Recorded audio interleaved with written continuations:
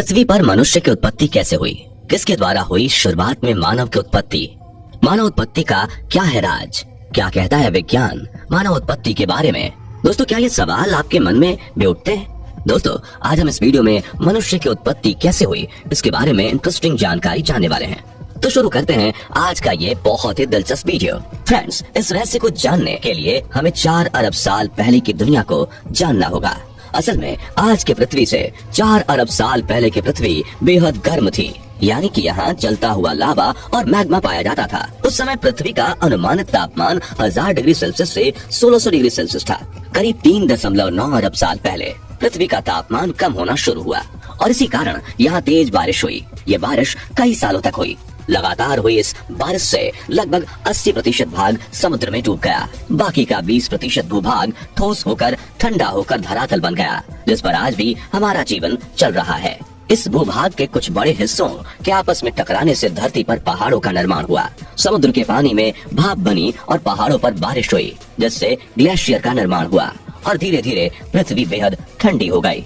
इसी समय समुद्र में हो रही रासायनिक क्रियाओं से समुद्री सूक्ष्म जीव पैदा हुए। इसके करीब 30 करोड़ साल बाद पृथ्वी पर रहने लायक वातावरण बना, जो कि बेहद ठंडा था, जिसे हम हिम युग के नाम से भी जानते हैं। इस समय तक समुद्र में इतने समुद्री जीव जंतु हो गए थे कि वहाँ रह पाना बहुत मुश्किल हो गया था। इसलिए कुछ जीवों ने समुद्र से जमीन की ओर रुख किया और उन्होंने पाया कि धरातल पर जीवन के लिए कोई प्रतिस्पर्धा नहीं है। धरती पर सरवाइव करने के लिए उन्हें बस खुद को थोड़ा बदलना है। इस वक्त डायनासोर धरती पर आए।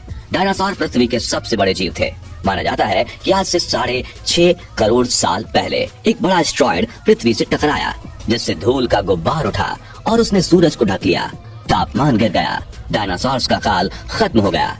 डायनासोर्स तो मिट गए, लेकिन मैमल्स यानी स्तनधारी जीव ने खुद को इस महाविनाश से बचा लिया था। इतने बड़े महाप्रलय के गुजरने के बाद धरती पर फिर से सामान्य स्थिति हो गई। सतह पर फिर से नए पेड़ पौधे उगने लगे थे और बहुत सारी नई प्रजातियां जन्म लेने लगी। अब जो प्रजाति आई बस सीधे खड़े होकर चलने में सक्षम थी। लगभग 4.7 करोड़ साल पहले धरती के टेक्टोनिक प्लेट्स में हलचल हुई और महाद्वीप आपस में टकराने लगे। अब इससे हिमालय जैसे विशाल पर्वतों का जन्म हुआ। इन पर्वतों के जन्म से मौसम का पैटर्न बदलने लगा। पृथ्वी ठंडी होने लगी। नई नई नदियों का जन्म हुआ। 3 करोड़ साल पहले ग्लोबल कूलिंग हुई। घास के मैदान बनने लगे और जंगल घटने लगे। तब ऐसे जानवर विकसित हुए जो खुले मैदान में रहने के लिए उपयुक्त थे और उन्हीं में दूसरे जानवरों को खाने वाले जानवर भी विकसित होने लगे। 1 करोड़ साल पहले पृथ्वी वह रूप लेने लगी जिसे आज हम देख रहे हैं। 40 लाख साल पहले धरती की टेक्टोनिक प्लेट में एक बार फिर से हलचल हुई और अफ्रीका के पूर्वी इलाकों में एक नई पर्वत श्रृंखला का निर्माण हुआ। ये पर्वत श्रृंखला थी अफ्रीकन रिफ्ट वैली और इसके आने से इन जंगलों में आने वाली मौसमी हवा पूरी तरह से रुक गई और बारिश आनी बंद हो गई। दोस्तों, अफ्रीका के इन जंगलों में रहते थे एप्स, जिन्हें हमारा पूर्वज भी माना जाता है।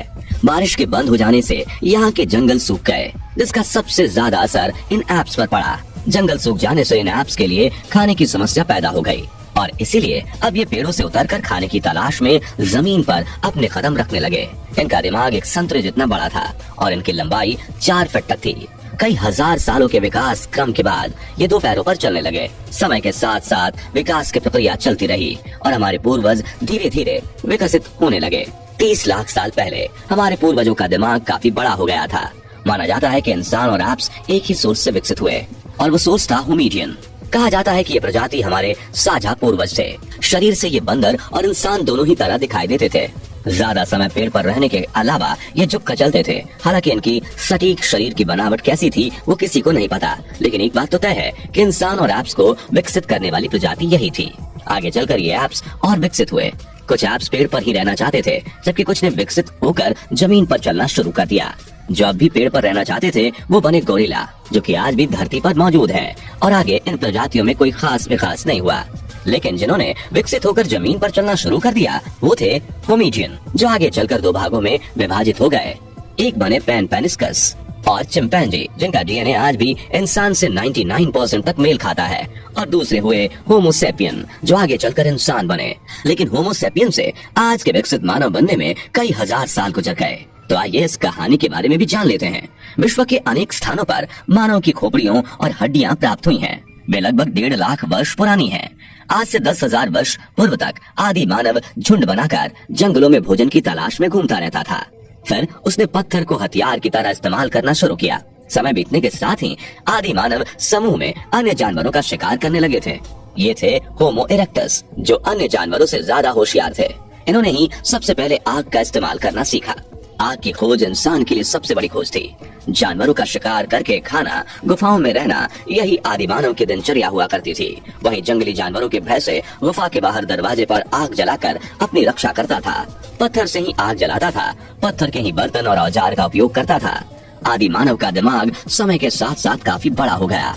2 लाख साल पहले आज के इंसान ने अपना रूप ले लिया था। इंसान ने बोलना शुरू कर दिया था।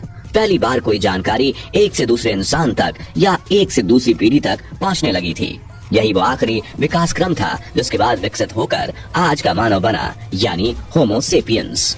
जैसे जैसे मानव को अपने आसपास की वस्तुओं का ज्ञान होता गया, वैसे वैसे वह अपने लिए और सुविधाएं जुटाने लगा। प्रारंभ में मनुष्य को कपड़े पहनने का ज्ञान नहीं था। वह पेड़ की छाल, बड़े बड़े पत्तों और जानवरों की खाल से ठंड के समय अपना बचाव करता था।